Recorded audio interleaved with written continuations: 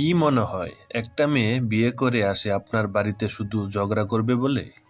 না, মানে তার নিজের বাড়ি, বাবা মা, প্রিয় কোলবালিশটা ছেড়ে আসে শুধু আপনার সংসার ভেঙে দিবে বলে?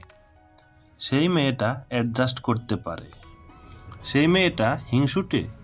মেয়েটা বুঝি অনেক ঝগড়াটে? মেয়েটার সবটা খারাপ? আসলে সেই মেয়েটার সাথে নিজেকে কিভাবে পেশ করছেন সেটা কি কখনো সেই মেয়েটার জায়গায় নিজেকে বসিয়ে দেখেছেন? তার হয়ে বলার কেউ নেই বলে হাসির ছলে তাকে কত কথাই না বলে দিতে পারেন। সে পাল্টা উত্তর দিলেই বা ব্যবহারটা ফিরিয়ে দিলেই সে খারাপ।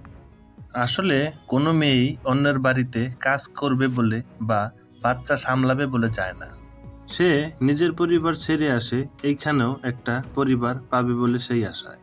শুধুমাত্র আচরণগুলো পাল্টে যায় আগাতে আগাতে আর দুর্ব্যবহারে। আর তখন থেকেই চারিদিকে বদনাম ছড়াতে শুরু হয়।